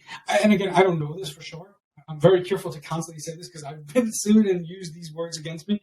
Anybody on Shopify Plus is paying $2,000 per month just for the platform, so they know you've got some budget and you can pay and reach into your pockets and give it to them. Thinking that's probably was part of their strategy, was like, but what they did even more sneaky, and this is, I only found out more recently, was they locked people into 12-month contracts. And so I've had a whole bunch of merchants who tried to leave, and they were trying to enforce those contracts on them. And they literally told me, Mark, I'm waiting for my contract to run out till June. And when June comes, I'm downloading promo plans. I just cannot, I can't afford to pay for both, and I don't want to get sued by it and have problems with that. So I have some people who they let out of the contracts. Some people, they're trying to, they held strong on it, and those people are waiting it out. Oh my goodness. Okay. So Mark, there's so many things. We're an hour and 28 minutes in. You've done so much great stuff. This is an Ecom podcast with minutes of this audio. No, dude, they will. So I would like, if you're willing, able, and capable here, to go through some tactical stuff real quick on, like, what did you do to this store in the beauty space to get it from $0 to $1 million a month? Like, what are some key actionable takeaways other than people downloading the Navidium shipping protection and promo pirates? Navidium shipping protection to increase your AOV, help with those lost shipments, drive more profitability for your store, and promo pirates to block illegitimate coupon codes. Now, let me just say this real quick. I'll pump you up on that. People can still enter coupon codes at checkout. This does not block all coupon codes. It only blocks the browser extensions of Honey, Capital One, and other extensions that inject like 20 coupon codes, 100 coupon codes, and just brute force the browser. If you legitimately have a code and you want to type that in, you can still give out coupon codes and let your customers use them for a sale, for whatever it is you're doing. But so those are great. Do those. But tactically, Marc, what are some tips, tricks, and things you learned along the way that you could give to the audience here today? I wish you had told me to come prepared with a bunch of them in advance. I've seen a lot of this kind of stuff where people are like, they'll have a whole list of tips and stuff, or they'll do like Twitter threads, right, where they'll have like a whole bunch of different suggestions.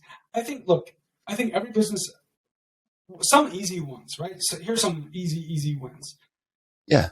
Don't be shy to invest money into customer service. Don't be shy to leverage your customer service. Why? To make sales. Okay. And I think this is something that I see so many brands miss this opportunity to make money from customer service. And that I mastered, thankfully, really, really well at the beauty brand. A lot of us use. So what were you doing? So I'm going to get into that right now. A lot of companies use apps like Tidio, Reamaze, Gorgeous, one of these like live chat apps, whatever, right?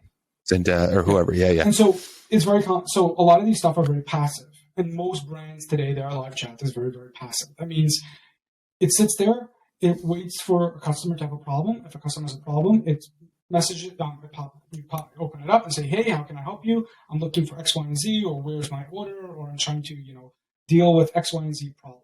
And I think that is one of the largest mistakes that I see people make on an ongoing basis. I think there's so much opportunity, so much missed opportunity by not trying to engage with the visitors of the site through live chat proactively. And that was something that we spent a lot of time trying to figure it out. We did it a lot with Tidio. Then I outgrew Tidio very, very quickly. We switched to there was a little short period of time where I did, what was that? What's the SaaS expensive one that everybody uses? Everybody's using Gorgeous now that I talked to. Everybody uses on SaaS. They all use. Zendesk. Zendesk is the expensive. other. There's like one that's super, super expensive. Like not Salesforce. There's a CRM. No, it's not a CRM. It's just a Intercom. So there was a short period of time where I did some with Intercom. Quickly realized that pricing was out of whack. I wasn't going to. I couldn't afford that. It's It's crazy. It's the Ferrari, but they're charging you for it. But they definitely charge Ferrari pricing for it. And I couldn't afford it. And so I ended up landing on Crisp.chat for a while, which was pretty good, but they didn't have a very deep integration at the time with Shopify. And then I eventually discovered Reamaze. And to my mind, anyways, Reamaze beats Gorgeous any day of the month. And specifically because I feel like they're equal footing on quality of product, but without the price tag of Gorgeous. To me, Gorgeous is route, and Reamaze is me. Like, just in my mind. Why? Because Reamaze price. I'll have to check that out. Reamaze prices it based on agent as opposed to based on tickets. And one of the things that stresses me so much is knowing how much am I going to go over on tickets, usage, and stuff like that. I don't want there to be a limit on how many times my customers talk to me. I want to be able to talk to my customer unlimited amounts. If I have 4 agents, I'll pay $49, $59 per agent. It'll cost me $300. So let me ask you this. A lot of brands view, customer service, customer support, that's an expense line item, and I want to spend as little money as possible. But what you've said and what I believe intrinsically is the best brands are highlighted when I do have an issue, and the customer support saves the day. And it also could be partially a sales function where, hey, I got this thing, I need to return it. And they go, I'm so sorry. Like, what's the issue? We'll totally take the return. But if they can help me and push me like, you really need this variation of the product. You bought the wrong one. I'll take that. Great. Thank you. So I love what you're saying. I want you to keep going, please. So I'm actually saying even more than that. I'm saying proactive sales. Okay. I'm saying your live chat needs to become a pro. You're saying talk to everybody, pop up, talk to everybody. Move them around. As people would navigate the site in different locations, that live chat should be prompting people with different types of questions at different stages, depending on what they're doing on the site. Think about different URLs, product pages versus the add to the cart. Now, who is answering all those if I have significant traffic? Well, even if you didn't have. Do you have 5 agents? Or is it just you and you can do some of it with messaging, and some of it can be with humans. You can be a small site who only with one agent, I mean, you do want to try to, first of all, you can schedule these kind of stuff, right? So you can have these things that, everything is quiet during the night and only during the day it's open for 8 hours a day, right? So that's one. Two, but yeah, 100%, like you need to do that. And I used to do this all the time. We used to do this with people taking items out of the cart. It would pop up and be like, hey, my name is Molly. I noticed that. And I keep saying Molly, but God knows why. It's the same woman who's been rolling around all my different examples today. But so the live chat pops up, and Molly, who's one of my customer service agents, will have an automated message go out from her. She isn't writing it, right? It's just saying, hey, my name is Molly. I noticed you took some items out of the cart. Is there anything I can help with? I want to make sure you're not confused, right? You want me to make any suggestions? And then it would be like, no, I'm all good, thank you, right? It would be like 2 buttons. No, I'm all good, thank you. Or, yeah, that actually would be really helpful. Can you make some recommendations, right? And then as soon as the person presses one of those 2 buttons, it's going to wake up my live chat and then be like, okay, this person just said, hey, is on this and this page, this and this thing. And they were saying, yes, they would like some recommendations. And that's when my customer service team or my brand team jumps in and starts saying, hey, so what's going on? What are you actually looking for today? I'm looking for a moisturizer. I'm looking for a cleaner. I'm looking for a certain tire for my car. I'm looking for clothes for my son. And I'm wondering if these things come in a different size, right? Or do you have the same set, but for a girl in a similar matching, a similar matching pattern, right? And she could quickly go in and say, now, here's what's really interesting. I've seen so many brands who try to do this, and then their answer, the customer service team answer will be, sure, we do. Maybe they'll send them a link. What I tried to change my team to do was don't send them a link. Create a draft order for them right on the spot. Open up a draft order. Put those items that they already have in the cart. That's beautiful. Put the new items, recommendations in it, and say, That's right. Here's a link. Here's all the items that you want. In fact, I've even added a 5% discount on this bundle because I think that you're going to really enjoy it, and I've got you another 5% discount on it. And here's the link to go straight to checkout and complete the purchase for it. And now the customer looks at you and is like, holy shit, you matched all my sizes, you did all the work for me. Maybe you're talking to them back and forth about it. Oh, by the way, what size is your son? I'm going to put some orders in for it. And then they can click that, boom, and they have a full cart that they can go straight to checkout and draft order and purchase. You know what's really nice about a draft order? They're marked, the person who created the draft order is marked in under that order. In Shopify, right? You can pull a report and see which salesperson, which employee, how many draft orders each one made. Right? And so now you could incentivize your own team by saying, look, whoever gets to X amount, above whoever's the highest ranking employee every single month gets, 3 days off or, gets a certain gift, gets an iPad, whatever it is, goes into a raffle. All employees you can incentivize your customer service team to go above and beyond. And so it would take me months to train my team, but everything was always about the customer is never the one who's allowed to have the last word. You always have to be the last one. If they say, no, thank you, your next answer is, okay, no worries. I'm here if you need me, right? You're always going to end that message with you have opened the door for them to respond back to you. And by the way, it's the same thing on Facebook comments, right? I would do the exact same thing with Facebook ads and Facebook comments. When you're running ads and comments, of course, you want those comments to keep coming, right? And so whenever you're responding to something, you can say, yes, contact us at live chat. But you know what's more sexy? Responding to them right there, sending them a link that takes them straight to checkout with all of those items attached to it. Giving everybody an opening to keep that conversation flowing, right? Giving them constantly different answers and saying, it comes in blue, but I actually think that we also have it in black and red and zinc, and here are the links to all of those, so you can see what those look like and compare the different colors to each other, right? So now you're giving them you're going above what they asked for and giving them 3 steps above that, and that's when you start to make that difference. That's when you start to see the difference between making 300K and making 500K, and 500 to 600, 600 to 700. It's a bunch of these tiny little, they're not tiny because some of this stuff takes a lot of time to build out, but those incremental different changes is when you start to see the growth changes in revenue, right? It's not always like spend more money on Facebook, spend more money. It's lots of little things that you start to do, right? The amount of Shopify Plus brands that I see who have gorgeous setup, or remakes or whatever, but they don't have live chat in checkout. So it just is built on, they never put the code for the live chat into Checkout on Liquid. And it always blows my mind. It's like, how do you not have it in Checkout on Liquid? Like why aren't you talking to your customers all the way through checkout? If they need you, let them be there all the way to the thank you pitch. And you know what I would do with my live chat guys who did make the draft order? They would stay there on live chat talking to them back and forth until they finish the purchase. And they say, okay, I just saw you purchase. Awesome. Here, amazing. I hope you like it. If you have any problems, you reach out again. I'm here all the time. If not, any of the other agents are here. We'll love to help you once you get it. And if you have any questions, if you have any sizes that are not good or anything like that, right? And so you stay with them all the way till that end of purchase, and you make sure that purchase actually happens. Now, I know it sounds like you're super aggressive, but there's a way to do it, and there's a way to do it that is super engaging and comfortable, right? Without putting too much pressure on them. And I think that is something that is a really good takeaway. I love that. And you touched on something earlier that is huge. Just you setting up this landing page and driving traffic to that landing page with a clear offer, with your best bundles, right? One of the cardinal sins a lot of people do is they'll drive traffic directly to the homepage, right? Terrible idea. Won't convert as well as, like the big things you need if you're running paid traffic is who you are, what it is, right? And why they should buy from you, right? Your competitive advantage or benefits, right? If you're just driving people to a homepage, then you might be hopefully it's 3 clicks to check out, but it could be 5 to sometimes 10, right?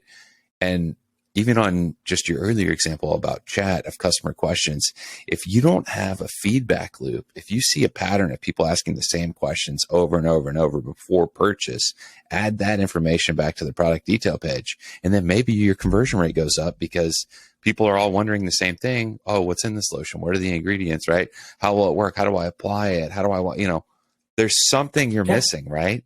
I mean, is that, I think you have nailed it here. So focusing on the customer experience, and then let's talk about Shopify and other apps. Was there anything that you discovered or installed that really kind of changed your mind about what people need to do on a Shopify site to be better than the competition or really caused a lift? I'm sure setting up the landing pages, I'm sure that's huge. How did you come to the conclusion? Okay, look, we need to increase our average order value. We need to come up with 3 bundles. We need to drive traffic to this landing page.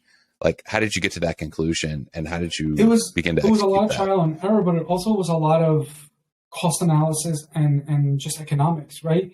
I knew I needed to discount the product, right? But I also knew that if I was going to sell them this hero product, I needed to try to hook them into something else that they'll come back and buy again. So in my particular case, it was a beauty brand where I was selling a lot of light therapy devices. So I was selling red light therapy devices, blue light therapy devices, microcurrent, IPL devices, all those types of products.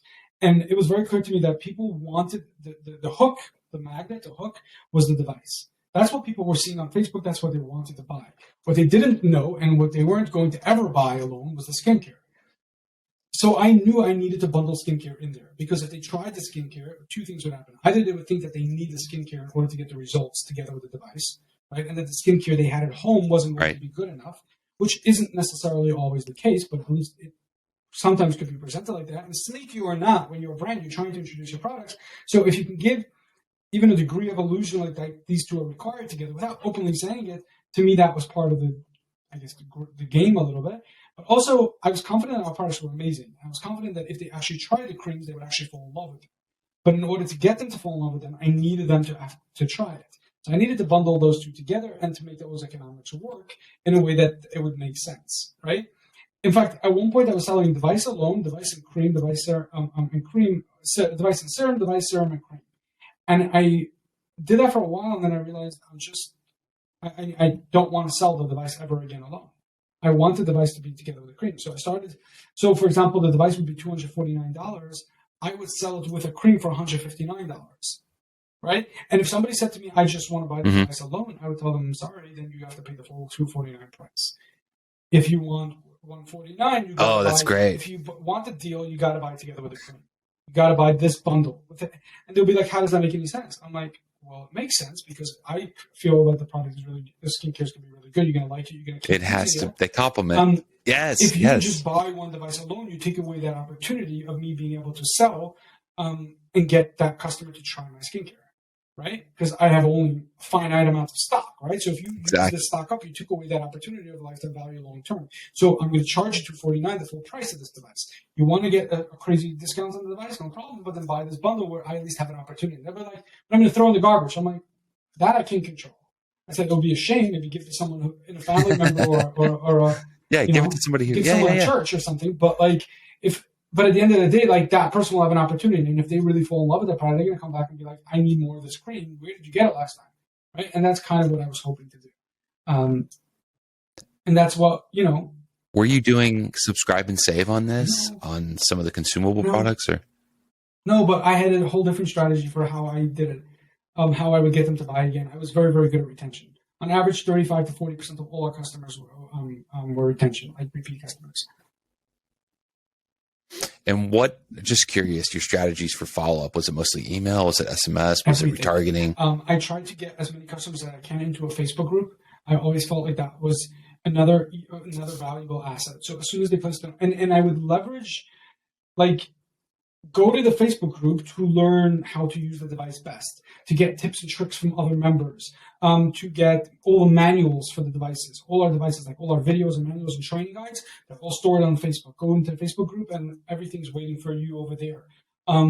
Lots of that kind of stuff. And we'd send SMS as soon as they placed an order saying, hey, now that you placed your order, go join the Facebook group. Here's a link into this exclusive group so that you can start to learn about the device and see some tips and tricks until the device comes, which means now I have all these new people every day getting funneled into this Facebook group, coming in to a whole community of people who've already shared results, talking about it. Not always good stuff. And that's where this stuff gets tricky, is that not always are people going to have the perfect example. And so you would have customers saying, hey, I have this problem. Sure. And then other people are like, oh, that's not a problem for me, or this is how I solved it. Or, you should talk to Mark. Mark knows the answer to this. Go answer. And they would tag me and be like, hey, Mark, can you answer this for her? And tell her what to help. And when I realized I had built this like aha moment over there, it was when I had one of my customers, a customer in the group, made a Zoom scheduled webinar with all other women in this group to show them how she uses the device. And then I knew I had hit jackpot. Right? Then I knew they're not getting paid. They're just doing this as part of the community because they love your products. All the other members, wow. How she uses it and what a good result she's getting from it. And so she sat there and trained people how to use it. And I was like, what? Wow. What just happened? That's like advocacy, like an Apple you hear about, like, you know what I mean? There's people that's interested, and there's customers, then there's like the Holy Trinity, right? Mark, I know it's getting late there. I thoroughly enjoyed this. Is there anything else you want to say before we wrap up? Honestly, just hustle, I guess. I don't know. Learn. I don't know. I don't have any like more wisdom. This was fun. Honestly, I had a lot of fun. I can talk about this stuff all the time. I know people listening to this are going to be like, this guy just doesn't shut up. There's two reasons for it. One, I have a lot to say. Two, I'm a New Yorker, and it's just how New Yorkers are. And maybe the number three is it's 12:30 a.m. here, and I'm really tired. And so at this point, I'm just ranting. No, it was great, man. I really appreciate you coming on. Where do people find more about you? You said you're on Twitter. So I guess maybe it's the what do you call it? The fall off of B&H, of not really being someone who built himself a brand. I don't have a brand for myself. I don't have my own personal Twitter. There's just Navidium app. And it's not just manned by me anymore. There's already a little bit of a small team who's trying to help us there. Maybe if there's a link or something, I can give you my Facebook link, or just put my LinkedIn. Just search for Marc Heuberger. I'll put it down below. So if there's I don't know, maybe I'll just put my LinkedIn thing. They can send a message. You can put my email address if they want to email me, and I'll happily answer any questions. And we can do follow-ups of this also. We can have a lot of fun. Yeah, you got to come back, Mark. But this was great. Thanks, everybody, for listening. I'll put all the show notes down below, and we'll be back again soon. Thanks, Mark. You're welcome.